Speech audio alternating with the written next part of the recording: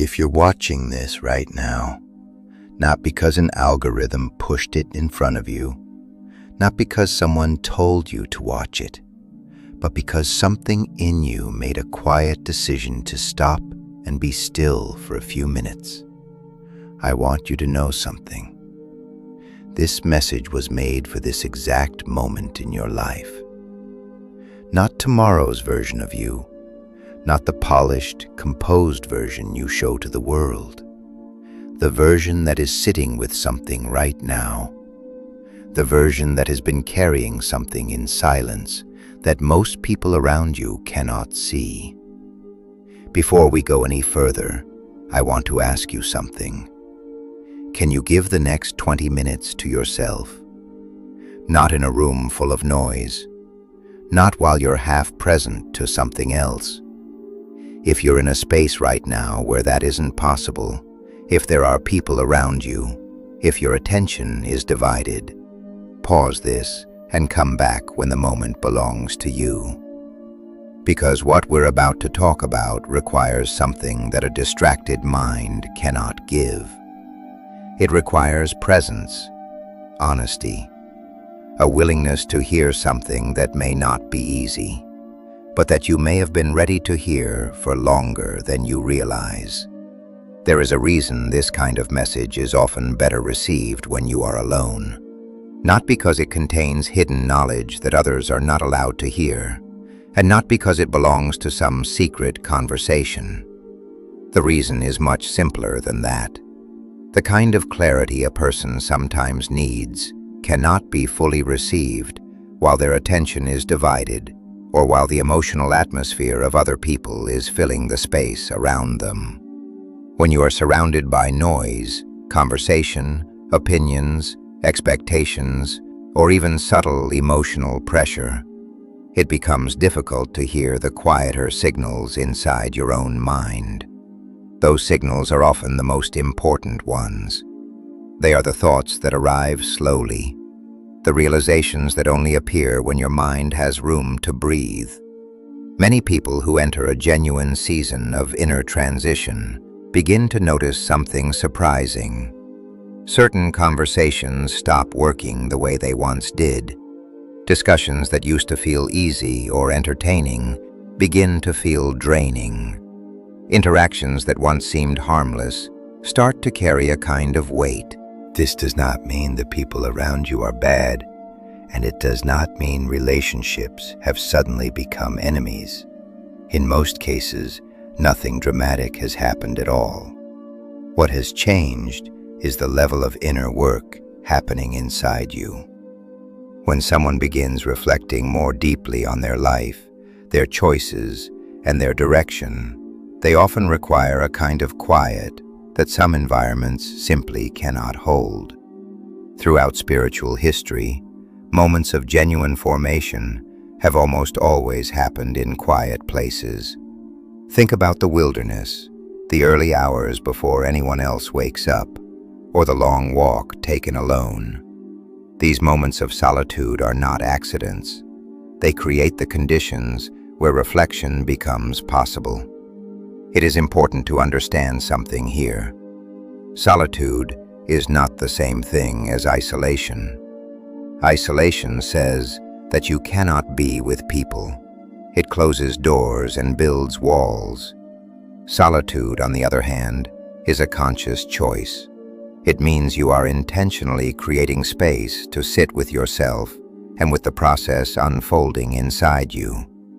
The purpose of solitude is not to withdraw from the world permanently. The purpose is to return to the world with greater clarity, stability, and honesty. If you have recently felt a pull toward quiet, away from constant noise, crowded environments, or social situations that once felt normal but now feel draining, that pull deserves respect. It is not antisocial behavior. It is not weakness. In many cases, it is simply the natural response of a mind and spirit that are recalibrating. That recalibration often comes with noticeable changes. You may begin to realize that your tolerance for certain kinds of energy has shifted. Conversations that once felt harmless now feel heavy. Environments that used to energize you now leave you feeling depleted in a way that sleep alone does not resolve. This is not physical exhaustion. It is something quieter and harder to name. It can feel emotional, mental, or even spiritual. It is the sensation of realizing just how much your system absorbs from the world around you. This is not weakness. It is sensitivity that develops from awareness. Before discernment develops, the noise of life is still present, but we often fail to recognize it. Once awareness grows, that same noise becomes impossible to ignore. You may start seeing dynamics that were always there, but that you could not clearly perceive before. At work, perhaps you begin to notice the difference between genuine collaboration and subtle competition. In family relationships, you might recognize patterns that repeat themselves with surprising consistency. Roles people play, expectations that were never spoken aloud, but somehow always existed. And quietly, almost without planning it, you may find yourself stepping back from those roles. Not out of rebellion or resentment, but out of a growing understanding that some of those roles were never truly yours to carry. But because you've realized they were never truly yours to carry, you might also feel a subtle distance forming in friendships that once felt effortless. Nothing dramatic happened, no argument, no betrayal.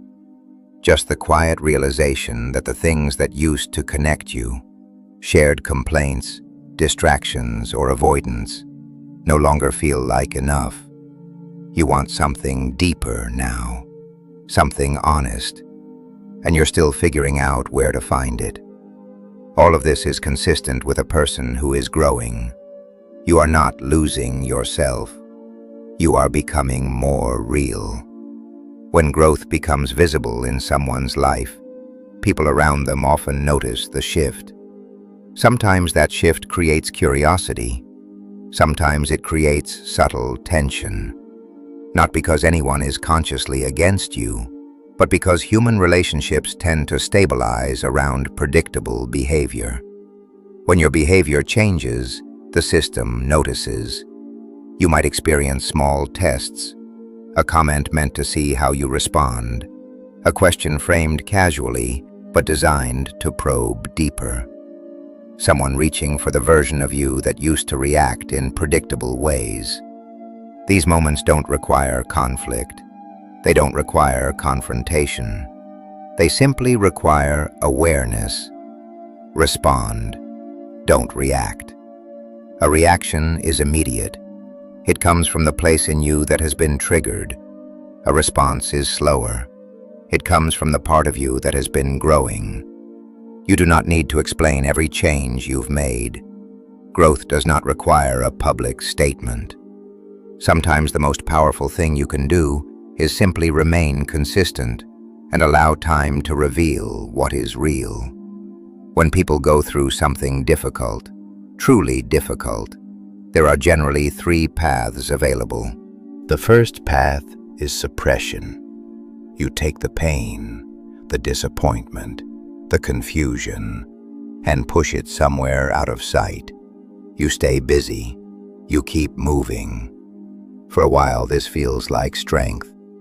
But suppressed experience does not disappear. It waits. And it tends to surface later in ways that are difficult to understand. The second path is discharge. Instead of pushing pain inward, it moves outward, into relationships, decisions, and behaviors. Pain spreads from one situation into another, not intentionally, but because unprocessed experience looks for somewhere to go. The third path is processing. It is the most difficult in the short term. It requires sitting with what happened long enough that it stops controlling your reactions from beneath the surface. Processing means allowing grief, anger, and confusion to move through you honestly, until they transform into something else: understanding, wisdom, clarity about what you will and will not accept in the future. Real transformation rarely looks dramatic from the outside. Think about the cocoon. From the outside, it appears still, inactive, but inside, an entire reorganization is taking place. The caterpillar dissolves before the butterfly emerges. Transformation requires the interior work. What may feel like withdrawal, sensitivity, or confusion is often simply the hidden labor of becoming someone new. And the people who are meant to recognize that change will recognize it naturally, not because you announced it, but because it becomes visible in how you carry yourself, how you speak, how you remain steady without aggression, how you care for others without abandoning yourself. One of the quiet challenges that appears during real growth is guilt. The guilt of changing, of being less available than you once were, of stepping back from patterns that used to involve you, of needing things to be different now. Choosing boundaries is not cruelty. Distance is not abandonment. Outgrowing a pattern that harmed you is not betrayal. You can care about people deeply and still recognize that certain dynamics are no longer healthy for you. You can hold compassion for someone without continuing a pattern that requires you to diminish yourself. Healthy love does not require unlimited access. Sometimes the most honest form of love includes wisdom about what you can offer and what you cannot. Letting go of guilt is not about becoming careless. It is about recognizing that growth does not require villains. People can remain who they are, and you can become who you are becoming. Both things can exist at the same time. So here is what I want to leave with you. Stay still long enough to hear your own direction. Stay aligned with what you know, quietly, internally, to be true. Do not rush to explain your journey. Protect your peace with quiet seriousness. Choose maturity over reaction whenever you can. Every time you respond from your values instead of from your wounds, you reinforce the person you are becoming. And finally, consider this question. What are you releasing in this season? Not what are you gaining? What are you laying down? An old pattern, an old role, an old version of yourself that served you once, but is no longer meant to lead your life. You do not have to answer that question out loud.